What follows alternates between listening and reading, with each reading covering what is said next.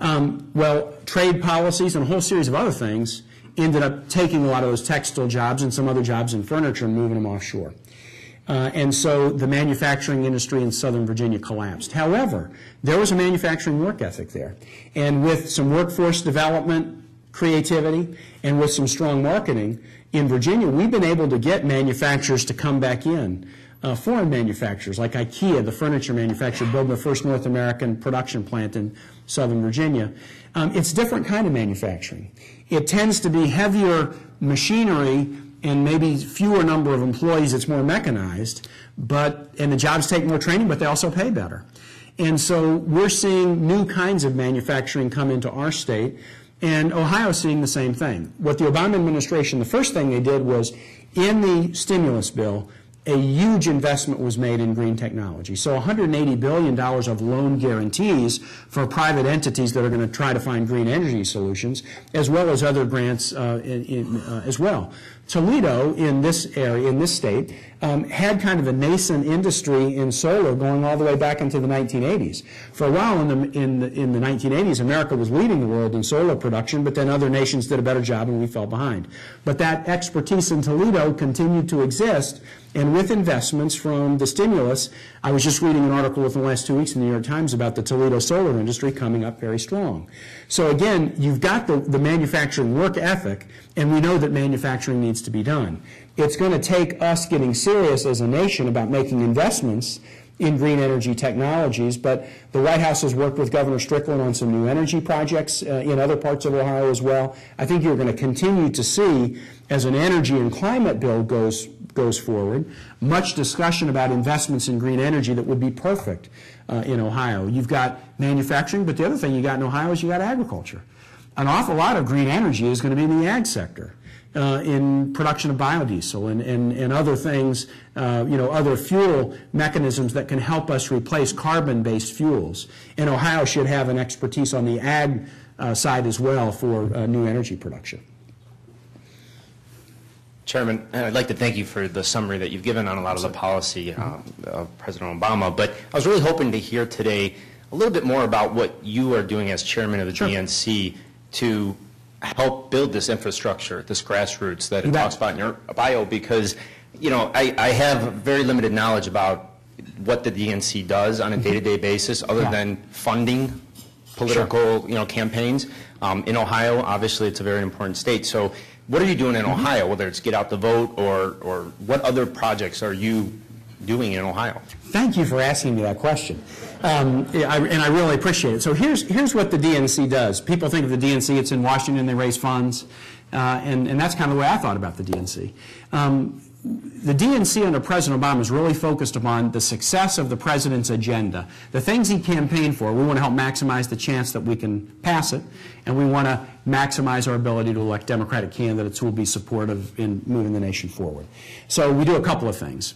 First, we support each state party. So the National Democratic Party, and this was a strategy that Howard Dean put in place, 50-state strategy, we make monthly investments in each of the 50 Democratic parties as well as parties in the territories so that they can hire key staff and always get stronger. And then we ask the state parties to share their expertise back and forth. And I'm saying this not just because Chris is here. The Ohio Democratic Party is the model for state Democratic parties in the United States, and you guys get a lot of credit for that.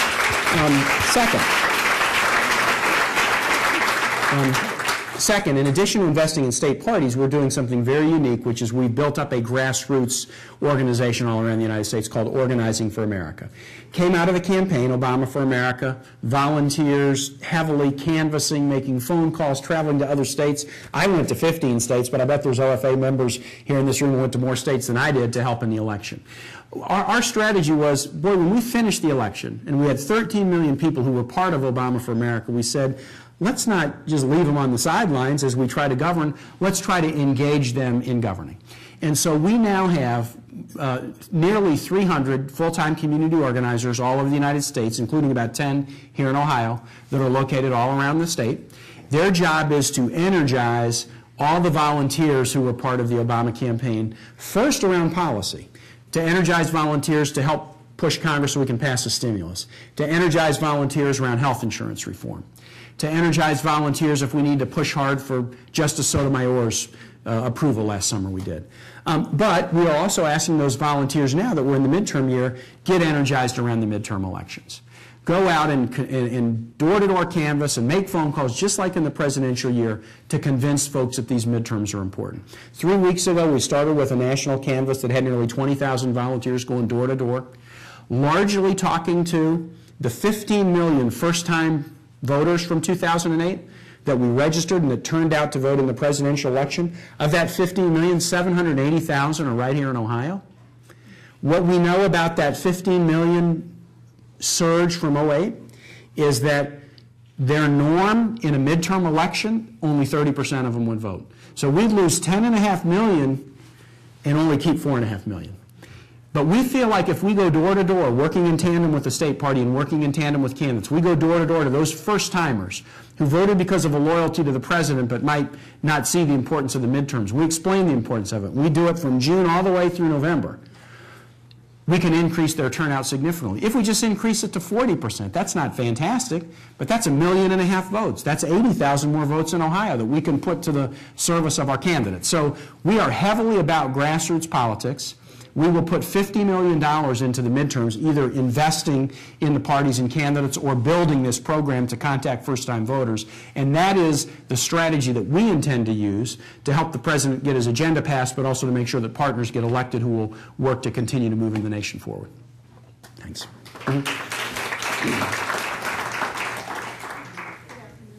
Leslie Huff. I'm an attorney in Cleveland and a proponent of change.